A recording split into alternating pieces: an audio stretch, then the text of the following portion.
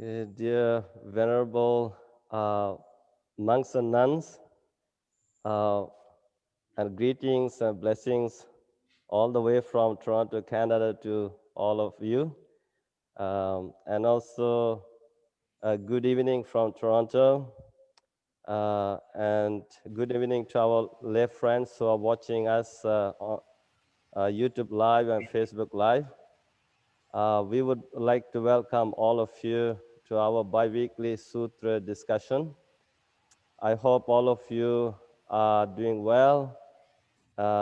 You're staying safe and healthy. This is also our wish to see all our venerable monks and nuns and the lay Dhamma friends living happily and peacefully with the blessings of the Buddha, Dhamma, and the Sangha.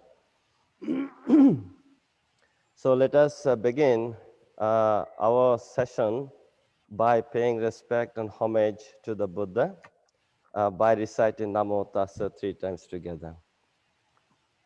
Namo Tassa Bhagavato Arahato Samma Sambuddhassa. Namo Tassa Bhagavato Arahato Samma Sambuddhassa. Namo Tassa Bhagavato Arahato Samma Sambuddhassa. I pay my respect and homage to him, the Blessed One, the Worthy One, the fully enlightened Buddha.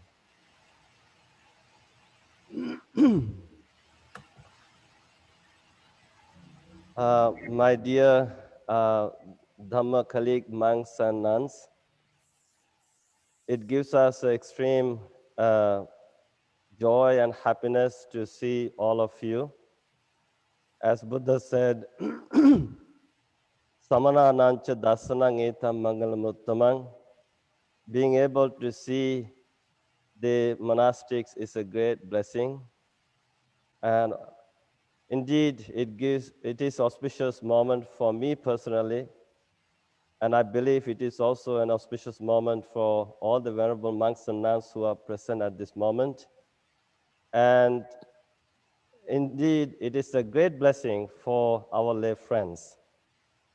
So last time, 2 weeks ago, we had a unique discussion with the most venerable Bhikkhu Bodhi, and he promised to come back on May 8th, and we are looking forward to that. So in between, we had another Saturday, and and we monks had the discussion about how to do this sutra discussion this time. And so everybody agreed to have a discussion on the Mangala Sutta, which can be discussed in so many ways. And of course, we put the topic, the 38 types of blessings for social, emotional, moral, and spiritual development. So to talk about all these blessings, our venerable monks and nuns actually signed up, and we won't be able to discuss all the 38 types of blessings today. And but today we have chosen to discuss about 15, and all the monks and nuns actually signed up immediately, which gives me a great joy to see your great interest and enthusiasm. So I don't want to talk about this in detail because I want to hear from all of you. And just to give a background story behind this sutta, the Mangala Sutta, I would like to invite Venerable Jinananda from Ottawa, Canada, to tell this story in 2 or 3 minutes. Thank you, Venerable Bhante Sankiccha and all dear monks and nuns and listeners. it's very hard to give the background story within 2-3 minutes, but I try my best. So, as you all know, as monastic, a deity from the divine world visited the Buddha in the middle of the night, when the Buddha, preserved time for deities for meeting him, and this particular deity came to the Buddha with the question that what is the auspicious things, because he said that uh, there is a great discussion among deities and also human world about the auspicious factors. So this is the simple story about the background, as the background story.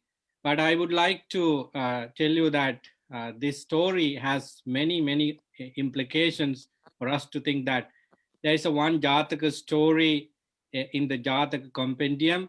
The number is, according to my understanding, 453. It is called Maha Mangala Jataka. In that, Buddha explained the reason why the Buddha, delivered these the auspicious 38 auspicious factors for everyone to have it. Before that, there is a great discussion in the human world. Actually, when we look at the background scenario at the time of the Buddha and even before that, people were talking about what is omen, good auspicious things and omens for lay people, for monks and everybody. So therefore, some people were talking about three types of auspicious things or omen, omen of sight, omen of heard, hearing, listening, and omen of thinking. Ditta Mangala, Sutta Mangala, and Mutta Mangala. These are the Pali terms we always used. So people were to say that seeing some beautiful things in the morning is auspicious and everything become perfect after that. That is one idea that people believe. For example, seeing a woman with full of flowers, and seeing a child with a smiley face, maybe having some flowers when you get out of your house, seeing that those flowers would be an auspicious thing. But people did not have agreement about this kind of auspicious thing. Therefore, some people were to say that they are not the auspicious factors for our life, but listening to some good phrase early in the morning, like good morning, and may you be well, happy, and peaceful, according to our terms. Maybe these are the things that could be Sutta Mangala, good auspicious things that you can listen to. But there was no agreement about that either, because some people were telling that smelling some beautiful fragrant things early in the morning or on a different time would be good for people. That brings blessings. So this great discussion about three types of auspicious ways were in the society, and this outcry was a discussion in divine beings as well, because the human world is a place for divine beings to get merits and reborn. Therefore, it is said in the Dhamma literature that divine beings have been having a kind of discussion about human existence and their relationship, and that is witnessed in the Jaataka story. Therefore, uh, in the assembly with this headed by the head of the divine world, Sakka, there was a compromise that one should go to the Buddha, because the Buddha is the blessed one, and he is the Buddha for Buddha who knows everything. So one should go and ask the questions about what is auspicious factors. This is the reason for that deity to come to the Buddha and ask this question. Bahudeva manusacha mangalani achintayung akankamana sottanang bruhi mangalam uttamang. So the divine beings in the divine world and also human beings are curious about the auspicious factors. Please, Bhante, Venerable Sir explained to us about all these auspicious factors. So since you asked me to explain the background story in a simple word and short, this is only I can tell you. So that is the background story. And this sutta is a wonderful sutta. And I think these beautiful monks and nuns will explain the factors of the Mangala Sutta for us to make our life auspicious and blessed. Thank you. Wonderful. Thank you, Bhante Jinananda, for beautifully telling that story. I think majority of the Buddhist people know this story, but those who have not heard about this background story of the Mangala Sutta, this was a great story for them.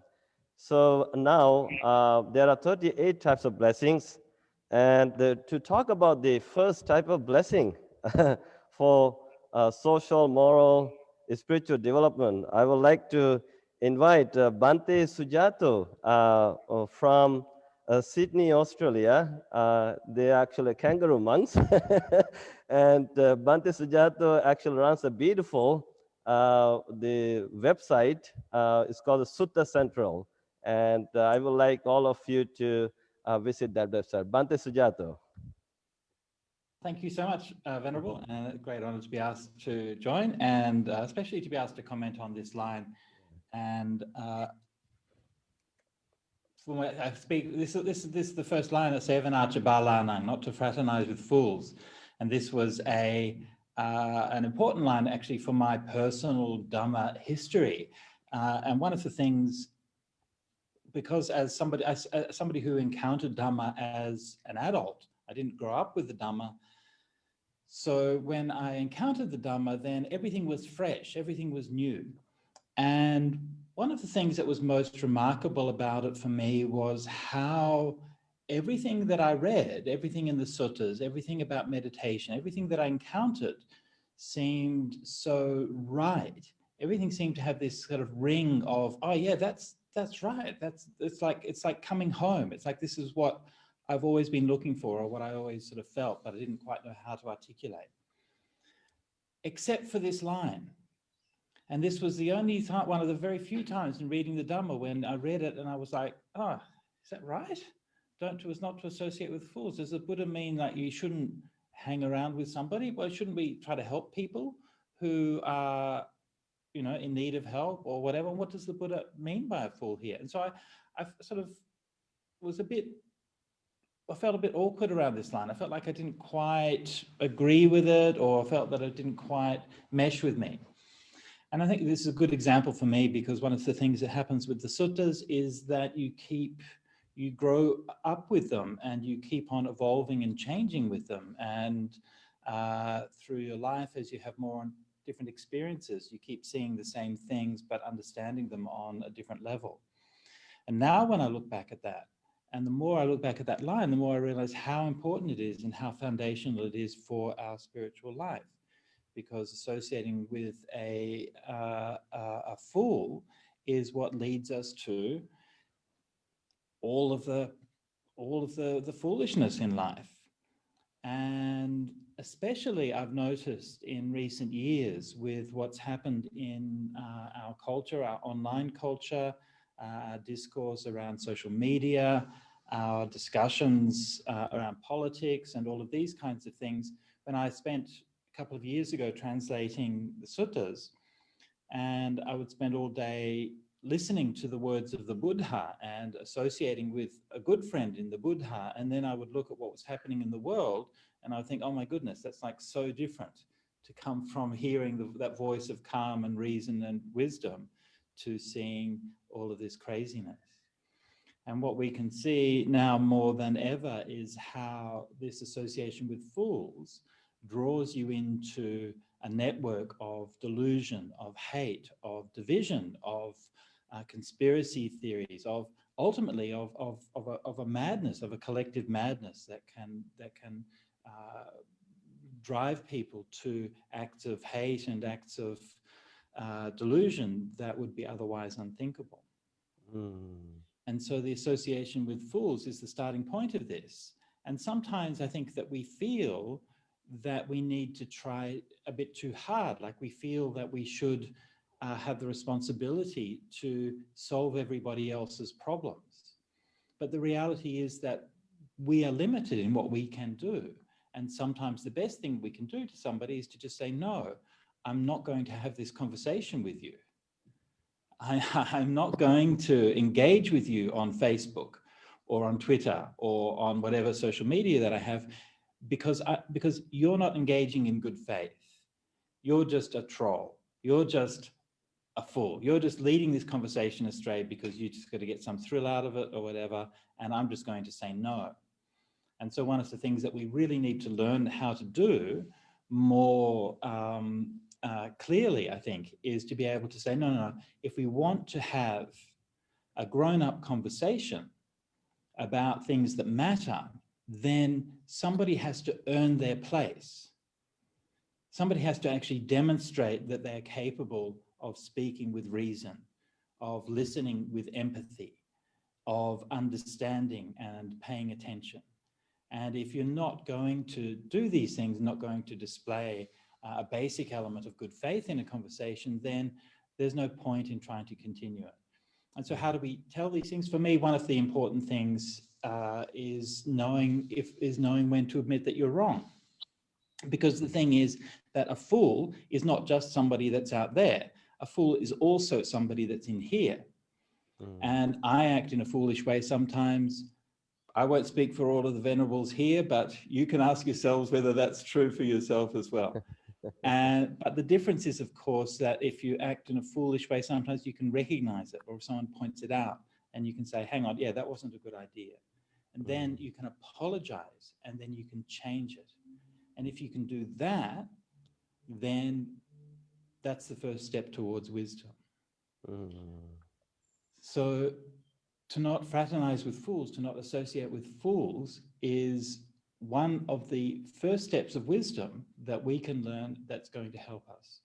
If we keep indulging people who are not engaging in conversation in good faith, we're not helping them.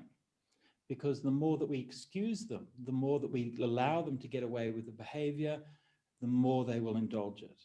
And if sometimes we have the courage to say no, hopefully, if they get that message, they will start to ask, why are people saying no to me? Why aren't people wanting to have these conversations to me? And they will start to reform their behavior. But as long as we keep indulging them, they won't be asking those questions. So there's a few words on this line of not to fraternize with fools and what it means for me. Yeah, thank you, Bhante Sujatho. It was beautiful explained. That's the wisdom we need because the fools, the foolish friends could pull us down. That's right. Morally, yes. socially, emotionally, psychologically. That's why I think Buddha said it's a blessing. So if you can be if you can associate with the foolish people, and as a wise friends, as wise people, maybe we can help the foolish people to become wise. So now I would like to invite Bhante Pemaratana from Pittsburg, USA, to talk about the next blessing. To associate only with the wise is a blessing. Bhante Pemaratana. Thank you, Bhante. My veneration to all the bhikkhus and bhikkhunis in this gathering. And it is such a blessing, it is such a mangalam to be with these wonderful monks and nuns. I really appreciate this opportunity to be with them and also share these thoughts. So the second of blessing, second auspicious factor is the association with the wise. I think here we need to understand the meaning of the wise. The Pali term used here is pandita, right? Panditanancha sevana. And whenever we hear the word pandita, it naturally occurs to our mind a learned person. But if you read the suttas, particularly the Lakkana Sutta in the Anguttara Nikaya, we find interesting characteristic of a pandita, or the wise person. And wise person is not necessarily a learned person. And according to that sutta, a wise person is someone who has a wholesome bodily conduct, wholesome verbal conduct, and wholesome mental conduct. So it's about morality. So being wise is actually being morally intelligent and morally wise. So the Buddha is saying that having wise people around is a blessing. This is very interesting, Bhante, as Bhante Jinananda mentioned in the beginning, and people used to think that what is auspicious and what is blessings are the items, like material items that we will encounter. But Buddha is telling that having wise people around is a blessing. And so here we need to understand that in our life, we should find wise people to associate, wise people to consult, and particularly wise in the sense of morally virtuous people. And it's great, it's such a great blessing that if we have someone, or if we have group of people, group of teachers and group of elders, people who have some more experience, more understanding than us, to consult whenever we encounter troubles and difficulties in our life. And so what is really happening these days, Bhante, we usually when we want to associate people, we like people who will approve our behaviors. The irony today is, Bhante, we have so many circles of friends, circles. I mean, we have so many friends these days, thanks to our social media and other technology, so many friends around us.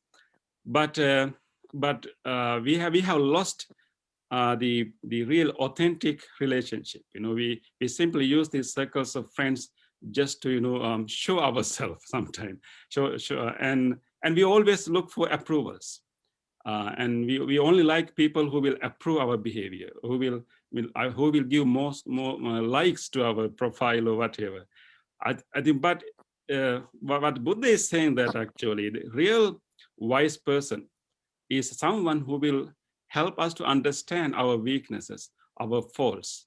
And in fact, we know that in the Dhammapada, we have a verse in the Pandita Vagga, the section of the wise. We have this verse saying that when a person points out a weakness or faults in us, we should consider it as a showing of a treasure. If someone is showing our weakness or faults, it's like a showing of a treasure, because we can grow. And Buddha said that for a person who associates such wise people who rebukes you, your faults, and for such a person, there's always a growth and not a demise.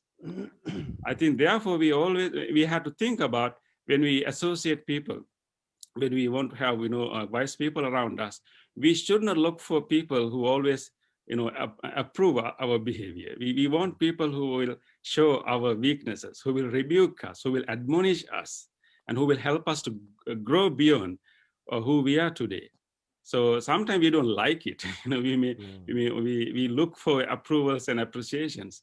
But I think the real progress happens when we have people around us who will help us to understand our weaknesses and things that we do wrongly.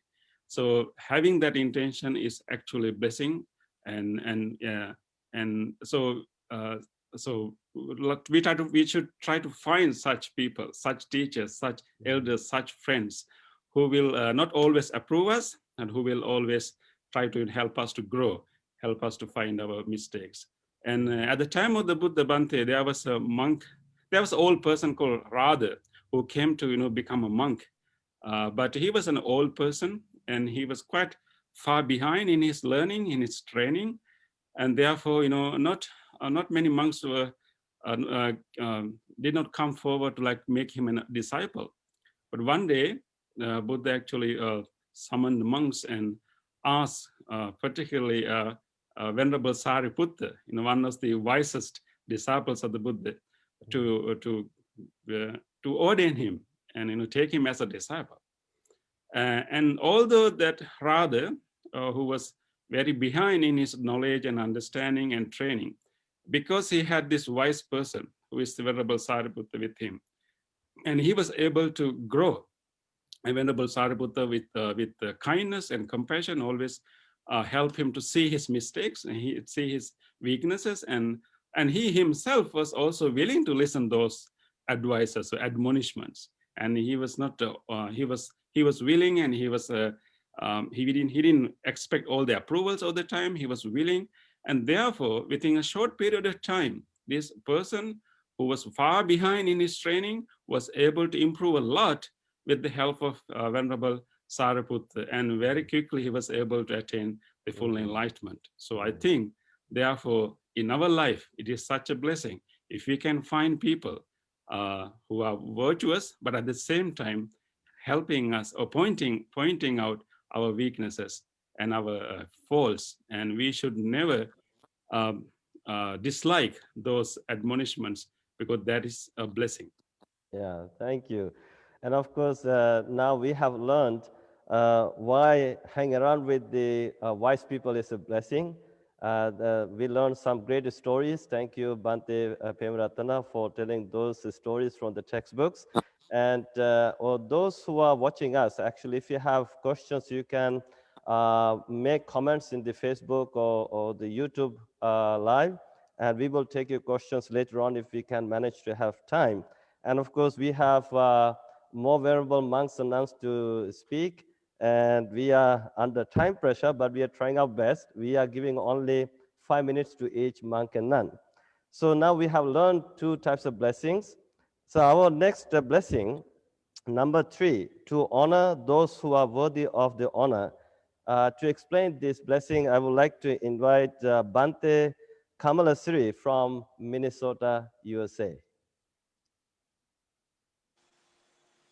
Reverences, I'm happy about associating with this wise group, and it is blessing to me and seen monks also. Therefore, 2 blessings are here. And after associating with wise, then comes the honor to worthy of honors. This is, we have to think about this. If anyone want to be a good artist, they have to respect to the former or senior artist, the great artist. Anyone want to be a good writer, then they have to respect and honor to the former or other great writers. Same way, if anyone want to develop spirituality, then they have to respect or honor to the spiritual people who develop in spiritual. And if anyone want to be a good monk, then same way they must respect to the respectable monks, and then we can understand all over the world. It is every time it is happening. Then Buddha also explained this as a third, the blessings, the respect to the people who are respectable or honor. Then we can understand when we respect, or the meaning of respect or honor means we like to them, we associate with them, and the simple word is we love to them. I think that is the good word for here. Then we can absorb all of valuable qualities from them. That is the result of this quality. Otherwise, when we're talking about the associating with wise, meaning of that is we can associate the people, wise people who are alive, or contemporary people. But this honor, it is different. We can honor to the people who were before, and present moment and future also. That is why in Pali terms is there, Yecha Buddha Atitacha, the Buddhas who were in past, and Buddhas in future, the present period, and future Buddha also. Yeah. Then we can absorb the qualities from them, and we can associate their path, their life, their way of life. Then I think not need to explain any stories, because all of the stories about successful people, the secret behind, they have respect to the people, the respectable people. The other hand, I like to say, if anyone wanted to be selfish, this is the best place to be selfish, to honor those who are worthy of honor. That is the best place to be selfish. Because if anyone respect to someone else, that is meaning we can get all of qualities from them, big wealth from them. It is a harvest. Yeah, I think that is enough about explaining about that. Thank you so much. Thank you, Bhante Kamalasiri. For it's actually so true. If you respect those who are worthy of respect, actually we are getting closer to their mind, their qualities, great qualities. So thank you for bringing up that. That's why it is a blessing. So now to talk about the next blessing for moral, social, emotional, spiritual development, I would like to invite Bhikkhuni Tathaloka from California to explain to dwell in a suitable locality, to live in a suitable place. It is a blessing. Bhikkhuni Tathaloka. Greetings, all dear venerables. Namo Buddhaya, Namo Dhammaya, Namo Sankhaya. So the background that you see here is from the back deck of Vimutti Kuti at Aranyabodhi Hermitage, but there is no Wi-Fi there. So the background is not live, but I just thought to share it with you because this is what I'm sitting with much of the time, is these redwood trees in Madrone here. And I've been asked to, or I volunteered to speak about Patiru Pate Sawasa. And so many of these qualities are associated with each other.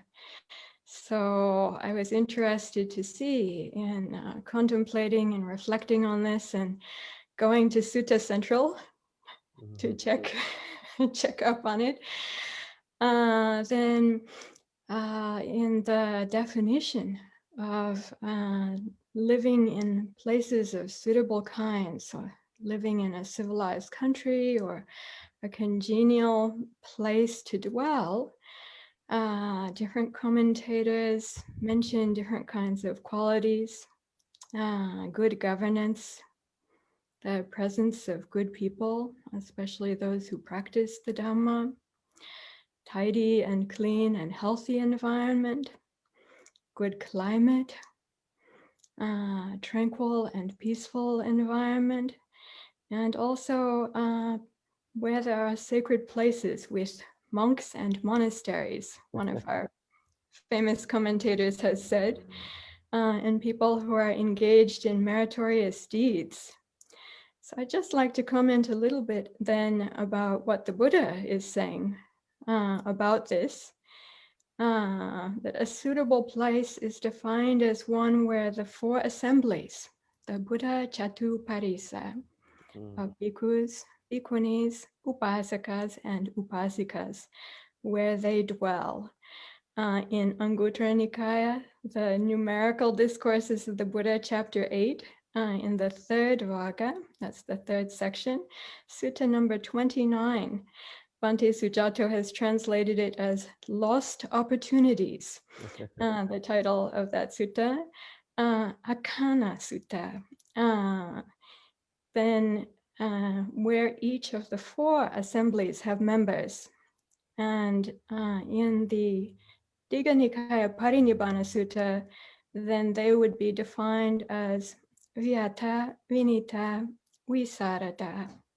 That is, the bhikkhus, the bhikkhunis, the upasakas, and upasikas are wise, well-trained, and self-confident for them to meet the qualities of that place, then being one that the Buddha is defined as being like among the highest blessings, to be living and dwelling in that place, that area.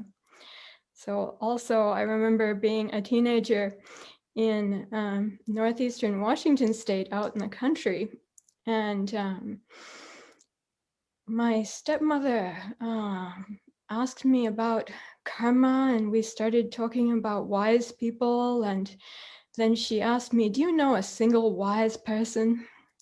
I told her, I think there are wise people and I want to meet them. But she asked me, do you know anybody who you would consider wise even in a 200-mile radius? And I had to say no.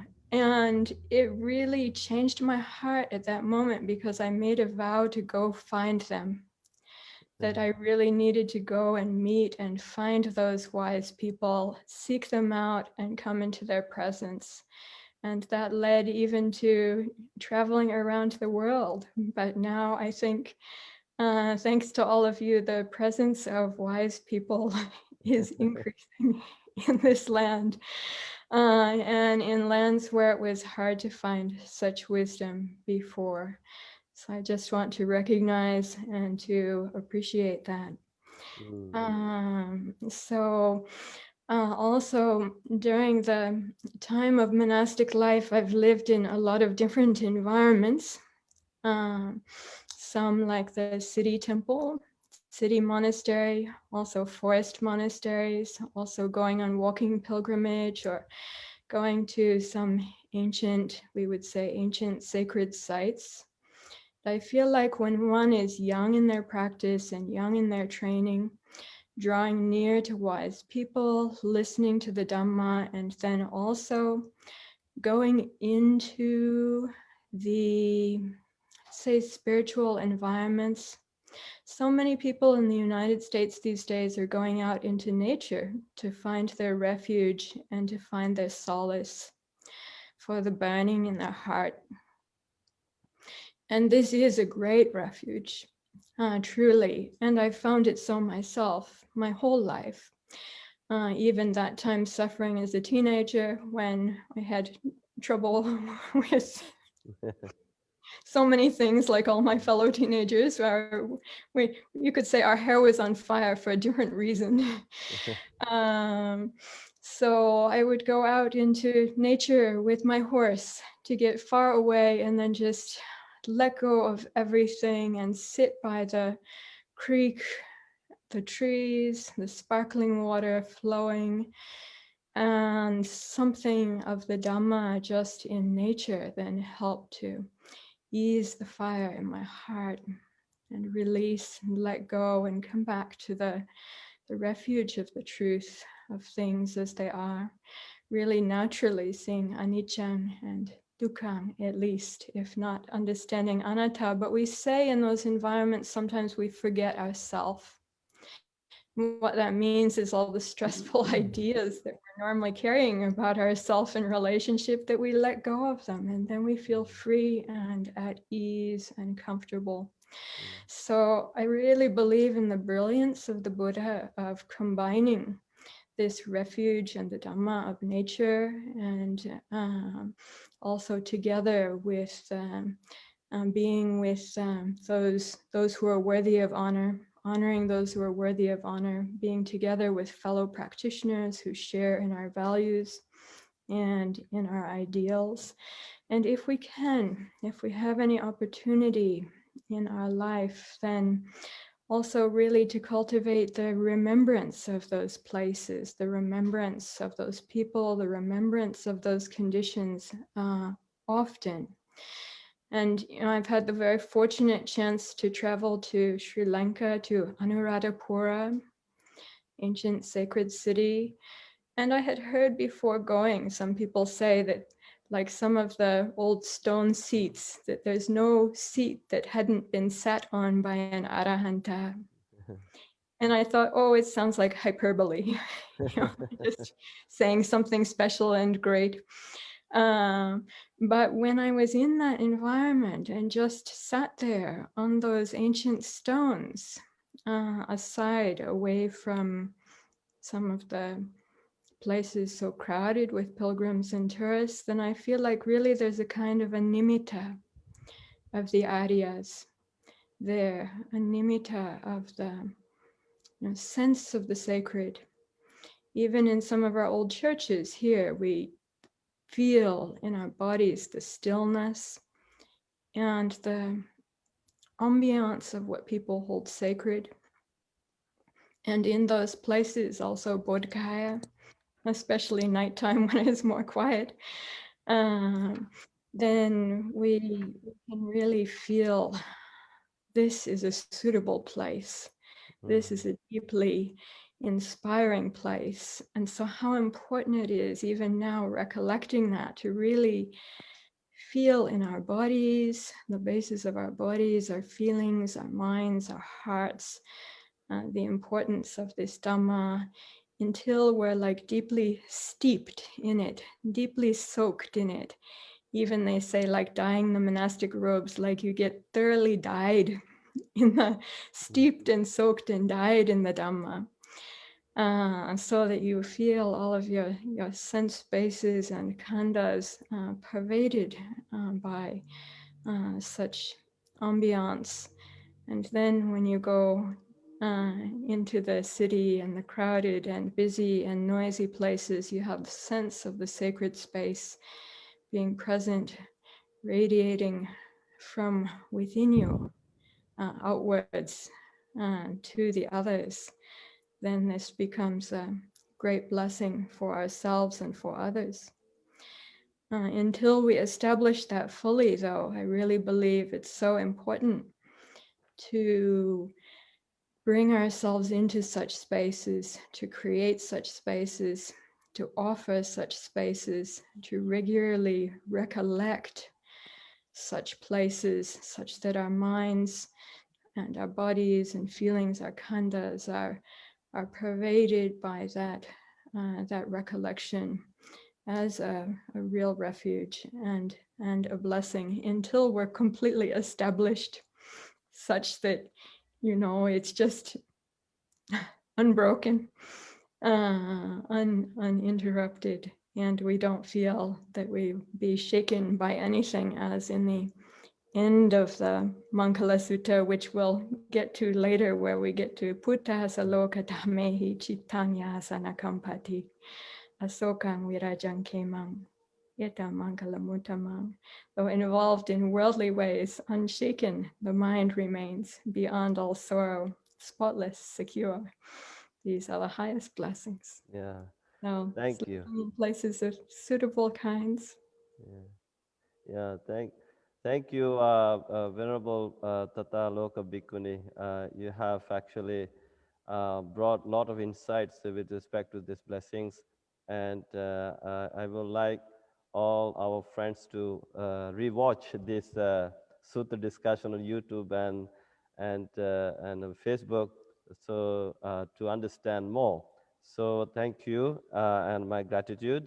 So now from United States, we are going back to Australia, the kangaroo land, to talk about the next blessing, to have done meritorious good deeds in the past. It is a blessing. So to talk about this, I would like to invite Bhante Akaliko. Bhante Akaliko. Thank you very much. It is a blessing to be here with all the venerables. and we must have done some meritorious deeds in the past to be here and hear the Dharma and share with good spiritual friends. So it's important that these are deeds that we did in the past, because we're experiencing the blessings now. That's where the blessing is, in the present. If we want to keep on experiencing blessings in the future, we have to keep on doing meritorious deeds now.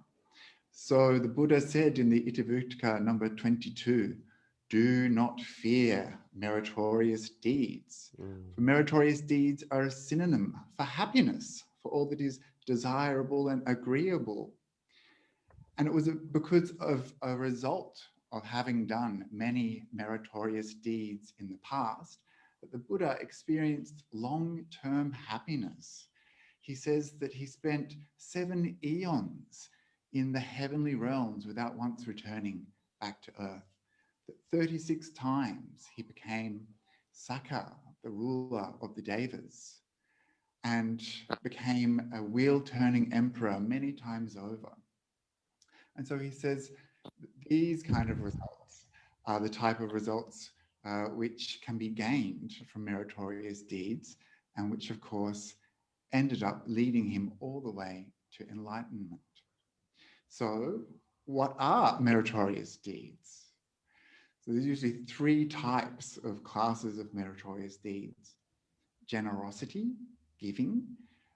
This can be giving material things, or giving gifts of Dharma, or offering help, service, being there for others. And the second is sila, ethical conduct, controlling our behavior and avoiding unwholesome states and cultivating wholesome states. As well as the third, which is mental development, bhavana, so learning how to control our mind. So these are 3 types of meritorious actions. And these things are the kinds of qualities that propel the mind, inclining the mind towards wholesome states, towards wholesomeness, towards good qualities, towards being good, propelling us further and further along the spiritual path, lifting our mind. And it's for these reasons that meritorious deeds are associated with being lifted all the way up into the celestial realms.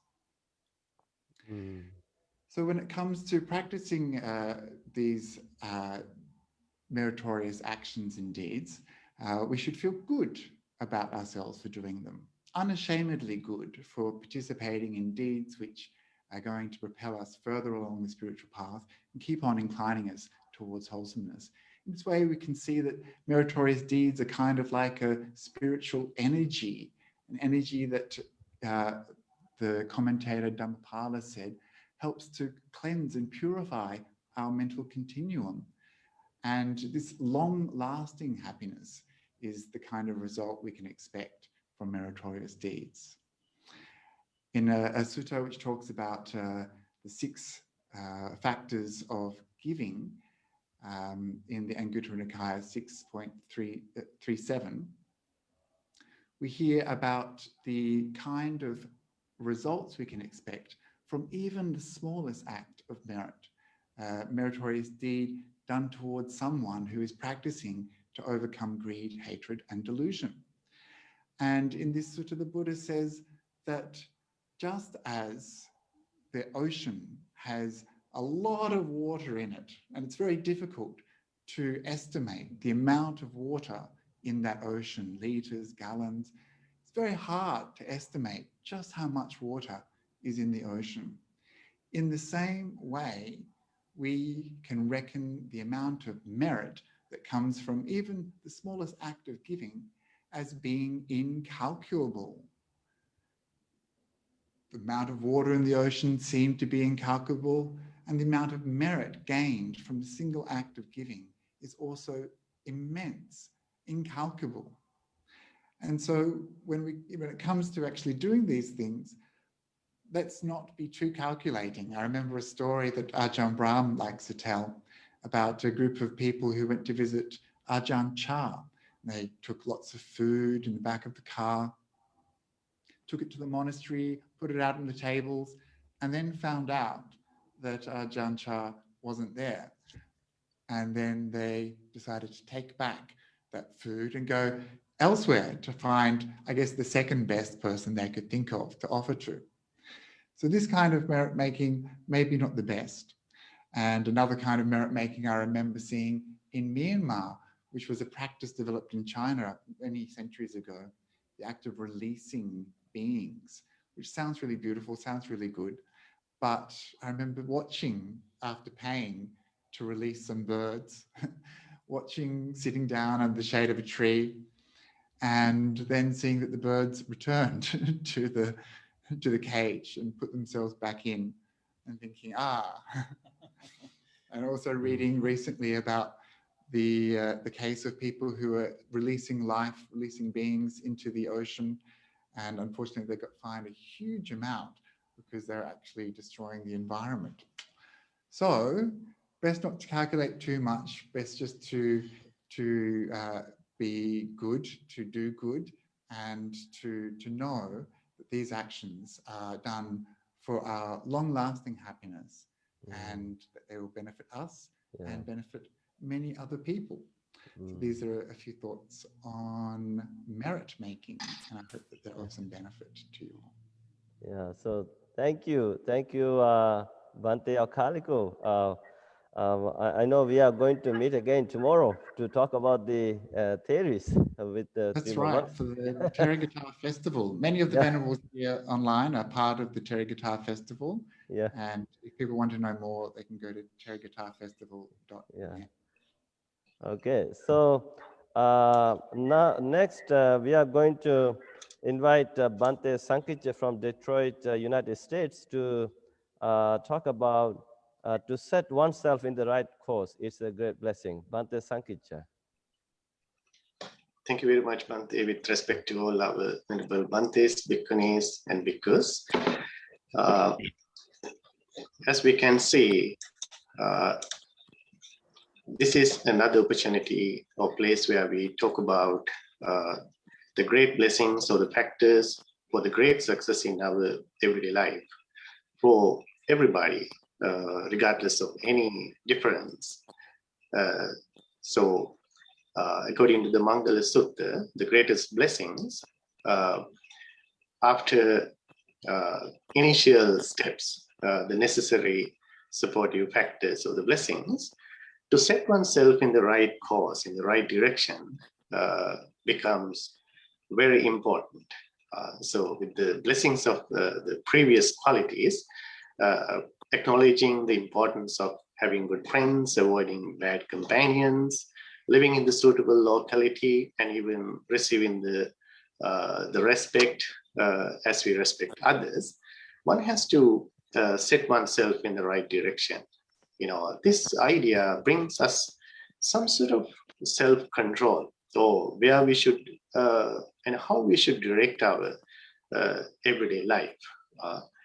So why this factor is very important? Because we can understand if we do not control, or if we do not give enough guidelines to guide our life, what can happen to our life?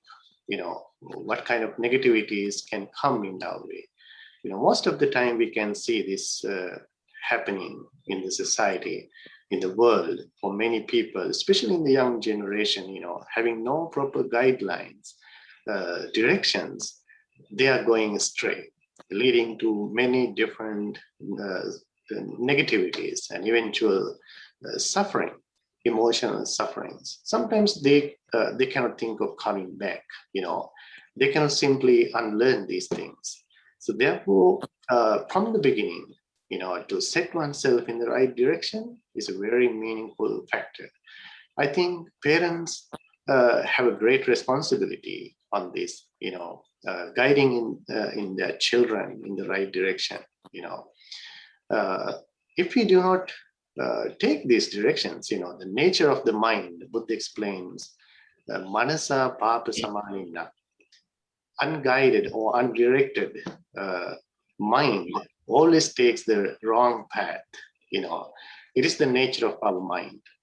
So when we understand that nature, phenomenon in our life, the important thing comes to our consideration that placing the right person in our control, putting the right authority in our life, and that authority will guide ourselves in the right direction, right?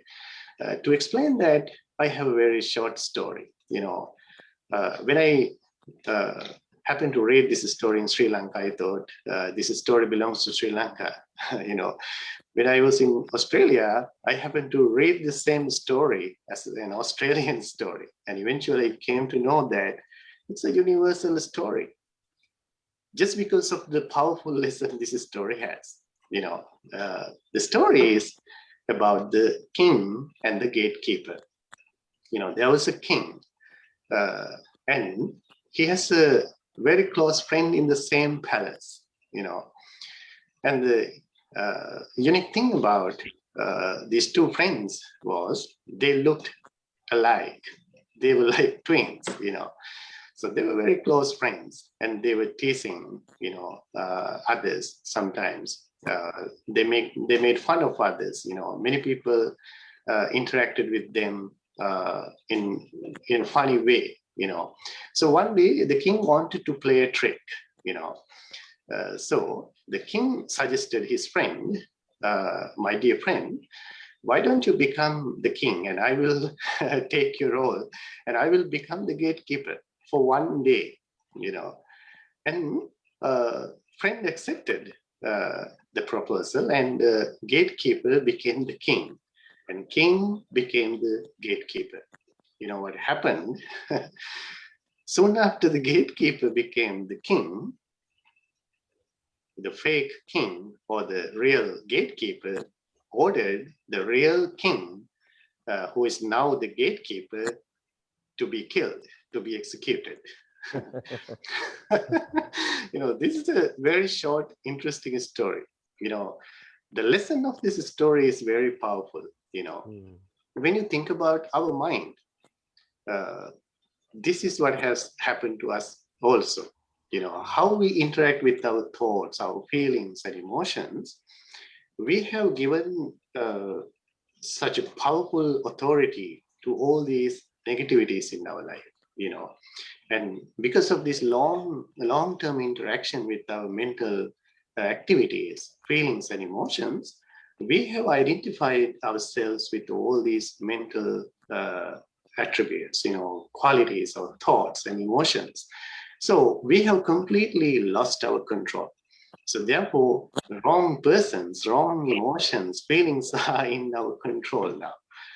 Therefore, we have to always establish ourselves in the right understanding.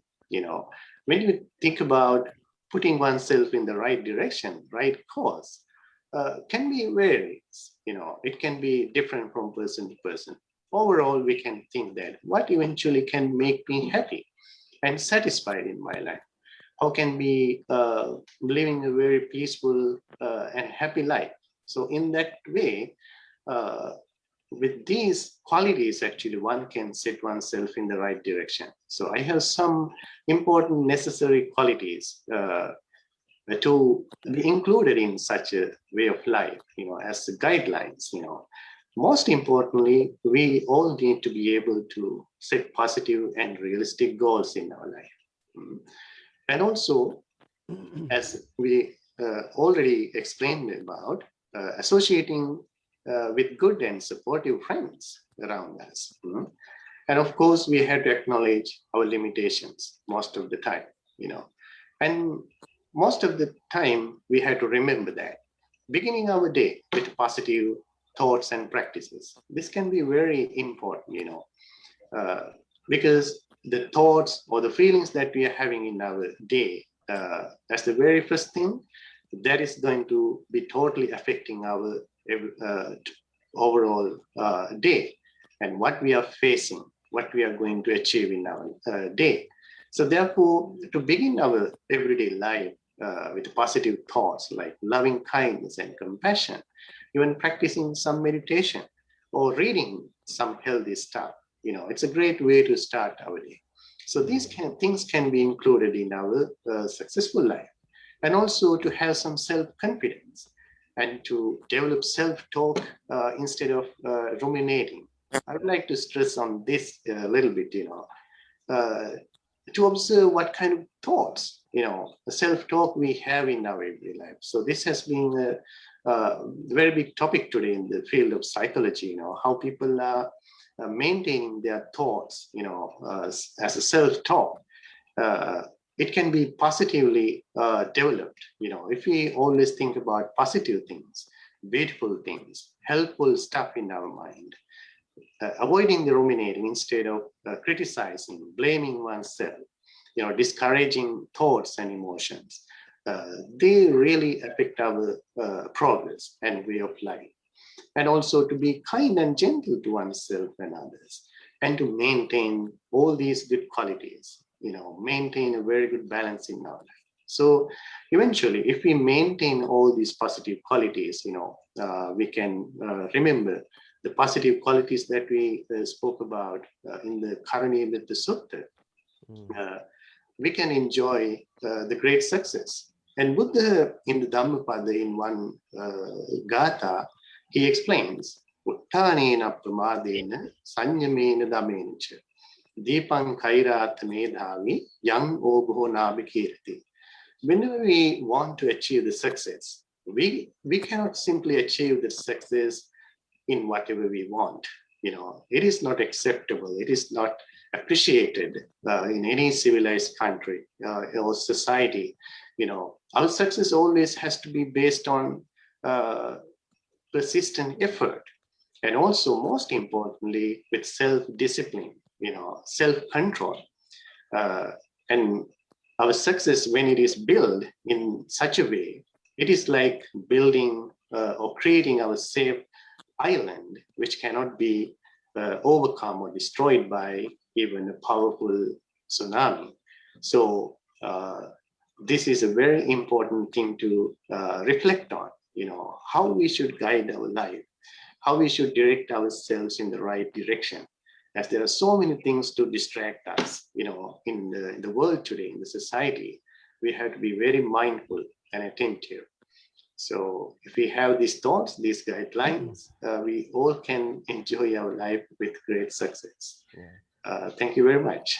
No, thank you, Bhante Sankiccha. You have rightfully explained that putting oneself in the right direction is a great blessing. And it's also a kind reminder to all our venerable monks and nuns. We were planning to cover the 15 blessings today, and it seems, we don't have much. We will try as we keep going. So if we can, stick to the 5 minutes, that will give us enough time to finish on time. So thank you, Bhante Sankiccha. Next, we are going to invite Venerable Bhikkhuni Vimala from Chicago to talk about the next blessing, to have a wide and general knowledge in mundane and supra-mundane levels, to have vast learning. It's a great blessing. Venerable Bhikkhuni Vimala. Thank you. I really consider being in this group a great blessing, just to be with a lot of wisdom and fellow path members. So Bahu Satchan is the vast knowledge, vast learning of the Dhamma. And the mundane and the supra-mundane is, we're talking about the secular world, and the supra-mundane is the spiritual world. The secular world is whatever involves other humans and devas. And the supra-mundane world is the transcendent. It's the realm of beyond all of the things we think of as part of this world. It's aiming at the unconditioned. And so I think the knowledge that to have this as a great blessing, to have that wide general knowledge of both worlds is very important to understand the way things are. And I know it's important. I like to use the Eightfold Path as a really good example, because we can be on the path in a totally secular way, but then at some point, some part of being on the path will connect with us, and we'll understand that other world, that other level, and gradually more and more will be on what's really like two worlds operating at once. So we can move from that mundane world to the supra-mundane, and back and forth for a while until we're really established in the supra-mundane. And so I think that vast knowledge has to include both of those worlds. And there are some people who in this lifetime will be maybe already on that supra-mundane path, or they may never be able to be on that path in this lifetime. And so we have to have enough, that having knowledge of both of those sets of people allows us to, as monastics, to how to work with everyone and how not to be judgmental or critical of people on a different path or on a different level within the same path, if we're talking about living the Eightfold Path. And also in the Mangala Sutta, you can see that progression of the blessings that are caught up in things in the worldly path. So taking care of our families and taking care of other people and living in a suitable place. Those are things that are, as we will increase reading about the blessings, the greatest blessings, we'll see that's from the mundane to the supra-mundane. So that's the vast knowledge that can be a blessing, because I think if we have the knowledge from both of these levels that exist, then we can move from the mundane to the supra-mundane and find a home there. And we can understand both levels of existence. So that's it. Yeah, so thank you, Bhikkhuni Vimala, for it is indeed a great blessing to know many things. Having the knowledge about many things is a great blessing, and you can live anywhere in the world. So from Chicago, we are going to New York to Ayya Soma to talk about next blessing. Being skillful in the technology and handicrafts, to be skillful in the arts and science, is a great blessing. Ayya Soma. Thank you so much, Bhante. I echo Ayya Vimala's thoughts that it is a blessing to be part of this group, and thank you so much for including me. I'm like the most junior monk, with all you venerables way ahead of me in the path, so very humbled to be here once again, and such a blessing. So today I was asked to talk about what comes after, Bahu Sachancha, Sipancha. So what actually Venerable Sujatho has translated as a craft, simply as a craft. The blessing of having a craft in juxtaposition to the education that Venerable Vimala just spoke about. And when I first encountered this in the Mangala Sutta, I have to say that it was a little perplexing to me, because once again, because of the juxtaposition with the knowledge. And so a lot of times we can think of culture, perhaps, of the spiritual, of the the religious world being full of lofty, very lofty and abstract things that can be blessings, but perhaps the arts, the sciences seem a little bit too worldly, and something that perhaps it's useful, but not necessarily a blessing. And when we think about society, both at the time of the Buddha, so in ancient India, we can see how this sort of work was the work of the lower classes, as opposed to knowledge was the work of the higher classes. So there was a big differences between the Brahmins and everyone else who was taking care of handicrafts or different types of, however we want to translate sipa with. I'm getting actually a message from Bhante Sujatho that says it's a very difficult term to translate. So I'm grateful for all the work that he and many other venerables have done to kind of illustrate the nuances. But anyway, we see how in ancient India, that was the domain of the lower classes, but also in the West, also to this day, we can see how we can have an idea of how certain occupations are higher than others. But then during the pandemic, we've also seen how the essential workers were the ones who actually put everything, kept us alive physically, and kept the whole sort of world in motion.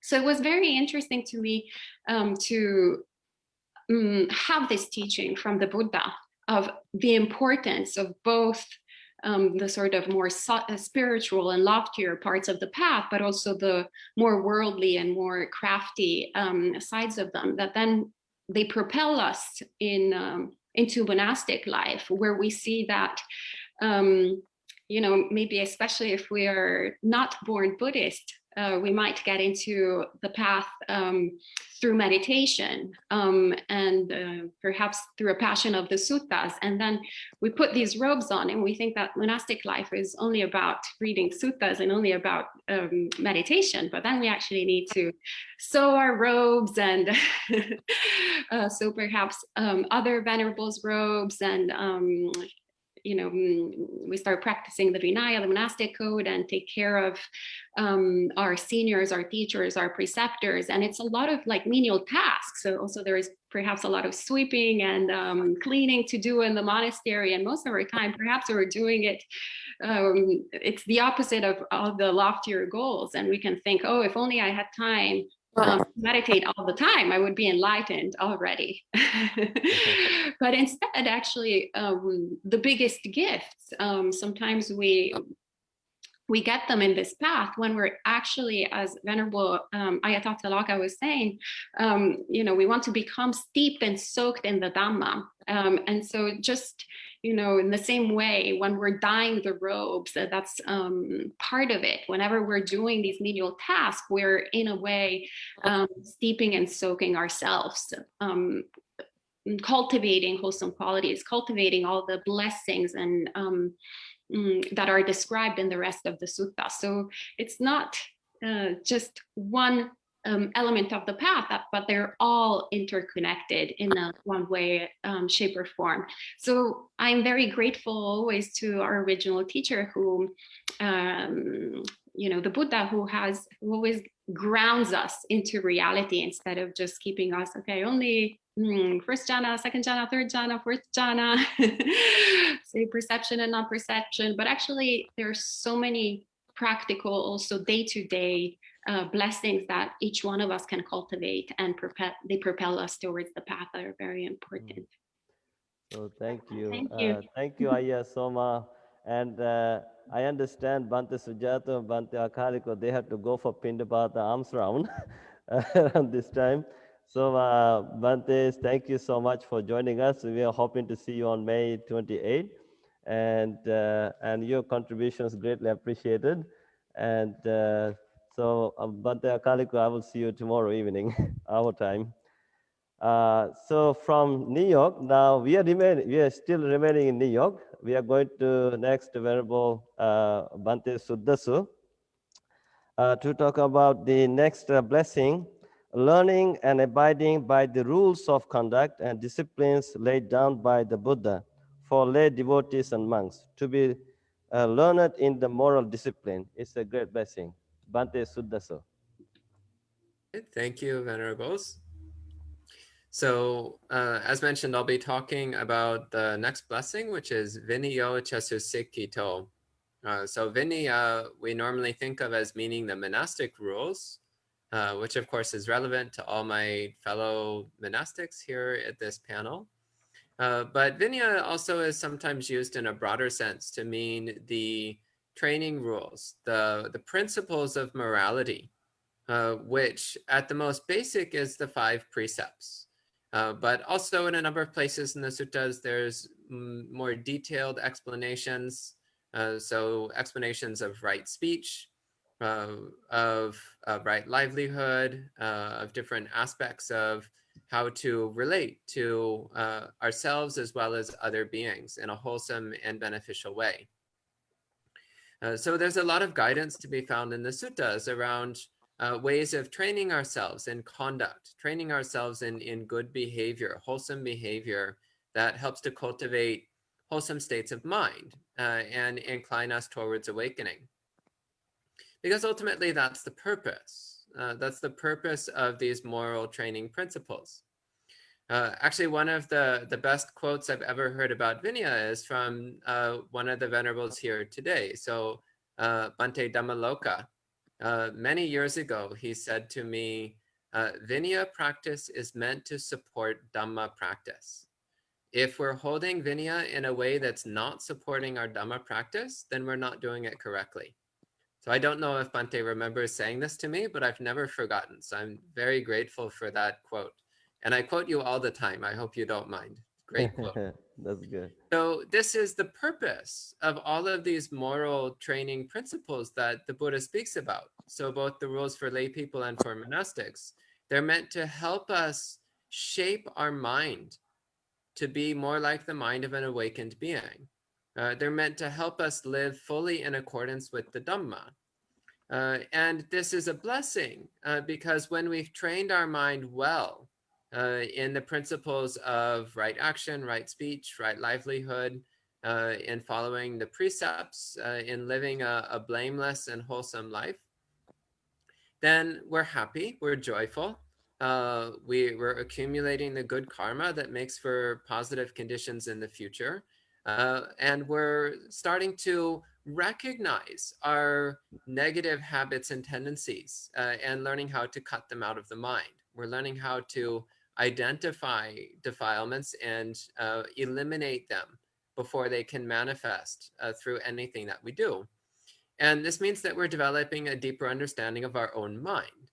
So through morality, we start to clear away the surface distortions and obstacles in the mind, which makes it easier to enter samadhi, to enter states of deep stillness and clarity, which allows us then to see the nature of the mind more clearly, which is the arising of panya, of wisdom, of insight. So ultimately, the moral principles are the foundation stone, which makes it possible to develop the higher stages of samadhi and panya, of concentration and wisdom. So to be well trained in the Vinaya, so Vinaya Sussikito, to be well trained in the Vinaya is a great blessing because it not only makes us happy here and now, but it also creates the conditions for the purity of mind, which makes it possible to have deep meditative concentration and ultimately to have deep wisdom into the nature of reality.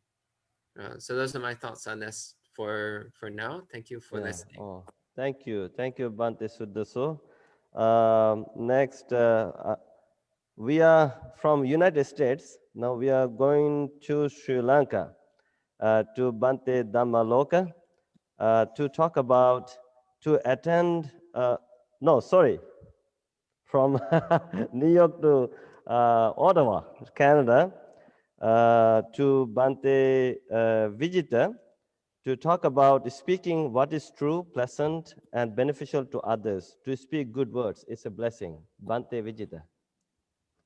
Thank you, Bhante Sarnapala, and my respect to all the bhikkhus and bhikkhunis. I try my best to make this soothing and pleasant words. Speaking good words, beneficial words, is highly highlighted in the teachings of the Buddha. The literal meaning, if we go back to the Pali Sutta, is Subhasita Chaya Vacha.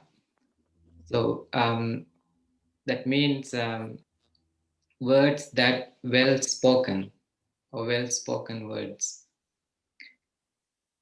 is a blessing.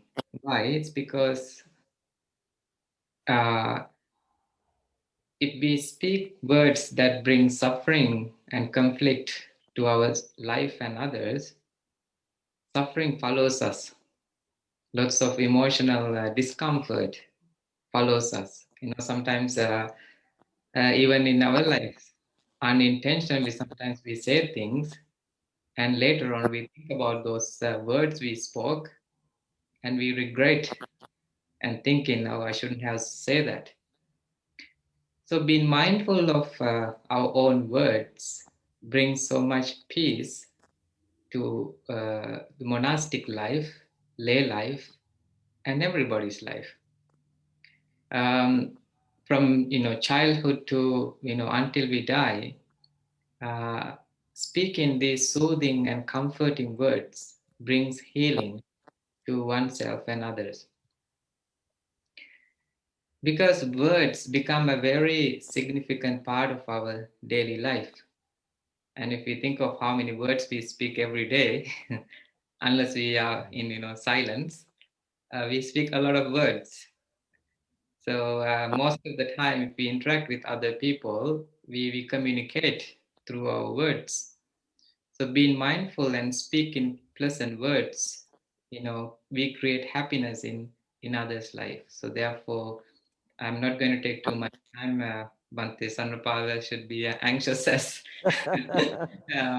we are running out of the time. So it's a practice of being mindful of what we should say, and even after saying those things, reflecting and correcting ourselves, even being humble to apologize is practicing good words. No, thank you. Actually, if you really want to attract people, you speak the good words. Say, you're gorgeous, you're so beautiful, you're so kind. So, but my dear friends, tomorrow is Bhante Vijita's birthday. I don't know if it is 35 or 40, so whatever the number is, we would like to wish you happy birthday with all the blessings of the Buddha, Dhamma, and the Sangha. So from Ottawa, Canada, now we are going to Sri Lanka to Bhante Dhammaloka. Actually, it's very early morning for you. Bhante, you always come join us. So I would like you to talk about next blessing, to attend closely to one's parents, to support parents. It's a blessing. Bhante Dhammaloka. Thank you very much. My respect to all the monks and nuns. Yes, Mata Pitu Pat, treating one's parents is a blessing. The Buddha by himself treated his parents. Abhidhamma was taught to his mother, Deity, who was born in Tusita heaven. And also Buddha's own biological father, King Suddhodana, attained arahantship by listening to the Buddha.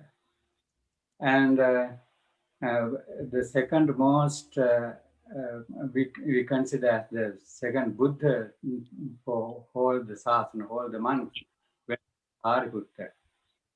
He also, just before passing away, attainment of Parinibbana, went to his mother and delivered the Dhamma and made her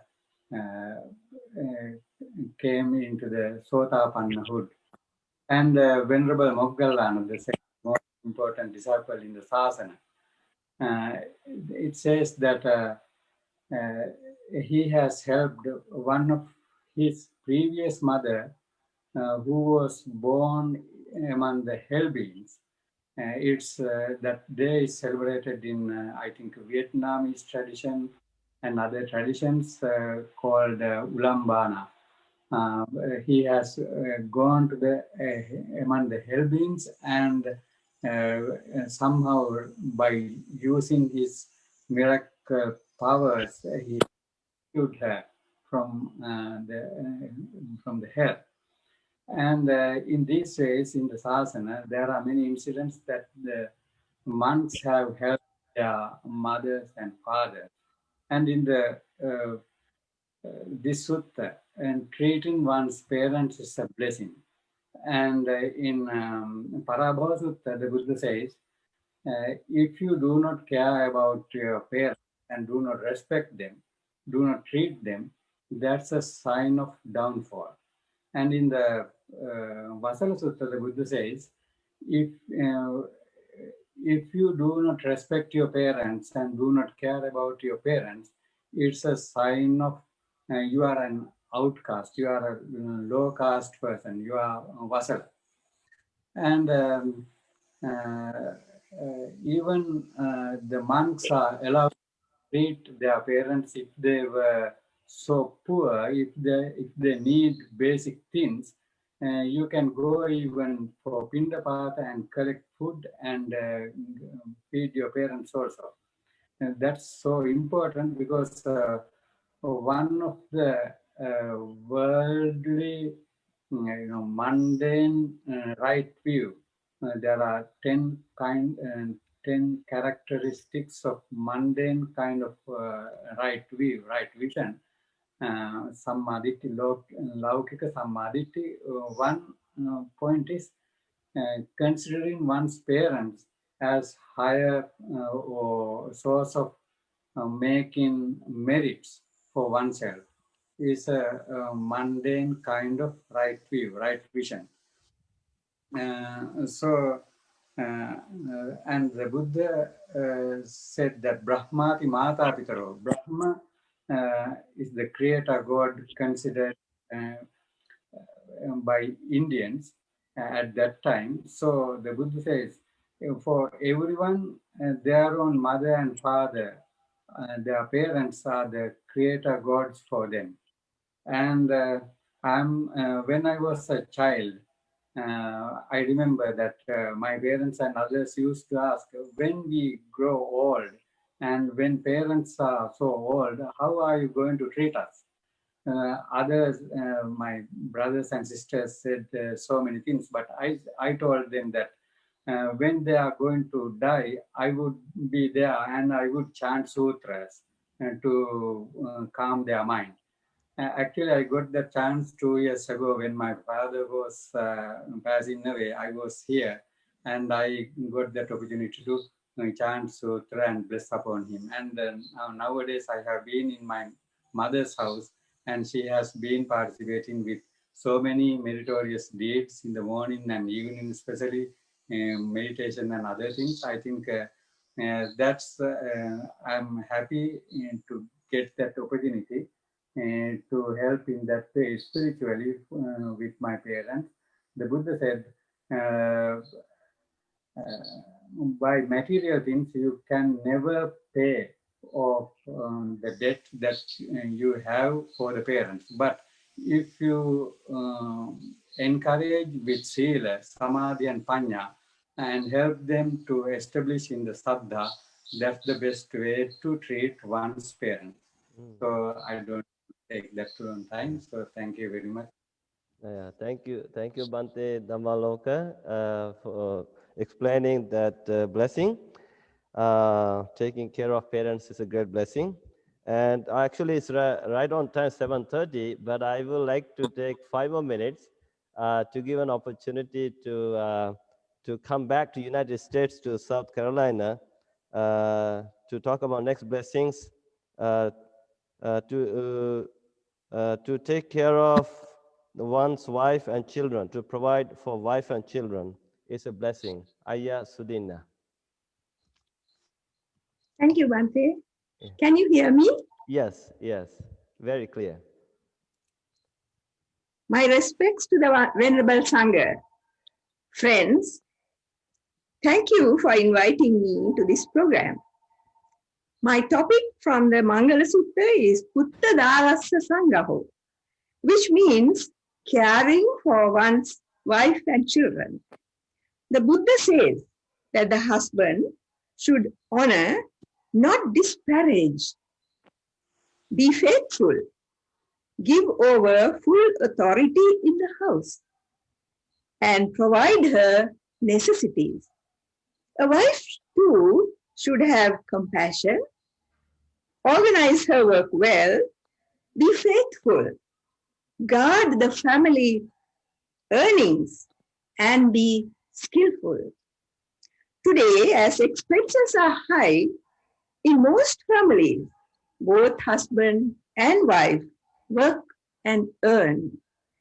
Society is more complex, and both husband and wife should cultivate loving kindness, respect for each other, tolerance, patience, and put forth effort to find blessings in married life.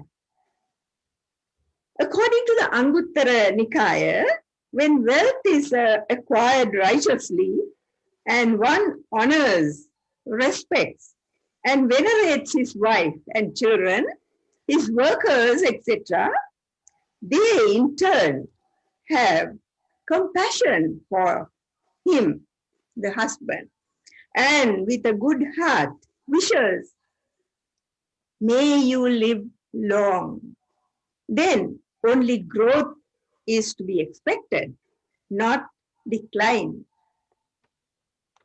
When children grow up in a well-ordered home, they will have security and love and learn to respect their parents and be grateful for all that they have done for them. Parents have the responsibility of restraining their children from evil deeds, evil company, and support and educate them, and ultimately hand over their inheritance at the proper time.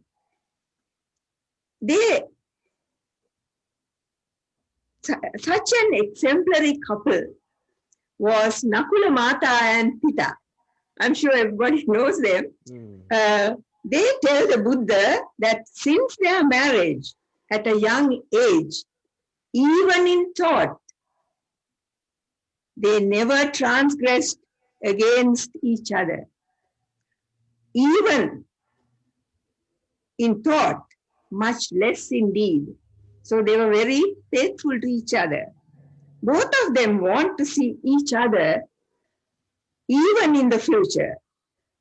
So the Buddha tells them, if they have the same faith, same virtue, same generosity, and the same wisdom, their wish will be fulfilled. I'm sure they would have had them. Yeah. The Buddha says that in certain homes, a wretch lives with a wretch. That is, both husband and wife are immoral, destroys life, steals, takes intoxicants, and are miserly. In another home, a wretch lives with a devi or a female deva. There, the husband misbehaves, engages in all sorts of evil, but the wife abstains from such behavior. Thirdly, a deva lives with a wretch. That's where the wife is immoral and evil-mannered, but the husband is virtuous and good. Fourthly, a deva lives with a devi. Both are full of faith in the Dhamma is charitable and self-controlled, speaks pleasantly, and earns righteously. So their children too follow their parents' good behavior and become honorable, good citizens of the world. All 38 blessings are valid even for the modern world, and if diligently and methodically followed, this earth would be a paradise. Thank you. Yeah, thank you, Ayya Sudina, for talking about that blessing. And of course, we ran out of time, and I know next we were going to invite Bhante Kusala and Venerable Sobanatheri and Bhante Yuttadhammo. And of course, we need at least 2 more sessions with this Mangala Sutta to finish the rest of the blessings. And I hope you don't mind. And I know you enjoyed even we are learning from this conversation from other venerable monks and nuns, and we also want to respect the time. And so I know it's very late for Bhante Dhammika from Geneva, Switzerland. It's 1:37 now, and so he was very kind enough to join us to recite the Ovada Patimokkha Desana.